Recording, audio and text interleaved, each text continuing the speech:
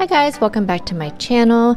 I have another fall recipe video for you, and this one I think would be fantastic for Thanksgiving Day dessert. It is a butterscotch poke cake.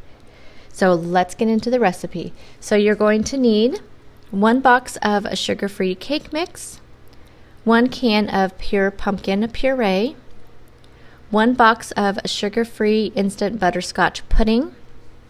You're going to need 1 cup of some sort of milk. I am using the unsweetened cashew almond milk. You're going to need 1 container of sugar-free Cool Whip, and then 2 tablespoons of pumpkin puree, which we are just going to steal out of the can of pumpkin. So you want to go ahead and set your oven to 350 degrees. You're going to mix your can of pumpkin, which you've already taken 2 tablespoons of pumpkin out of, and the cake mix, and you're going to mix them all together. And it is kind of hard to incorporate these two. It feels like it's not going to work, but eventually it does work. So just keep working at it and you'll get a batter out of it soon enough. And then once that is all mixed up, you want to go ahead and pour it into a 9x13 baking dish that has been sprayed with cooking spray. And again, it's a little bit hard to work it in there, but eventually it will spread out. And you want to go ahead and bake that according to the instructions on the back for whatever kind of oven and dish that you are using. Mine took 30 minutes. And now you're going to let your cake cool completely before you do the next step. So I just let mine cool for a couple of hours. I don't know how long it actually needed to cool for, but that's how long I let mine cool for. And then once your cake is nice and cooled, you want to go ahead and use something that has a round end on it. It says to use a wooden spoon, but none of my wooden spoons have round ends, so I found a jumbo straw that I used, and I just poked holes all the way through the entire cake. I don't know how many holes I poked, but as you can see, it's just all over the entire thing.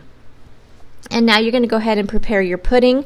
It says in the recipe to use half the amount of milk that's on the box. So you want to use 1 cup of milk to the pudding mix. And then it also says to work very quickly before the pudding mix turns to pudding. So you want to go ahead and pour that over your cake once it is completely mixed up and kind of make it go into the holes. I was having a little bit of trouble having it go into the holes, and I don't know if it even actually did all the way, but this is what the recipe says, so that's what I'm going with. Next up, we are going to make our topping. So you're going to combine some of the sugar-free Cool Whip, and I'm just doing it right into the Cool Whip bowl instead of dirtying up another bowl. So you want to add in some pumpkin pie spice and also 2 tablespoons of pumpkin into the whipped topping and just stir it all up. And then you're going to spread that on top of your cake and refrigerate it overnight.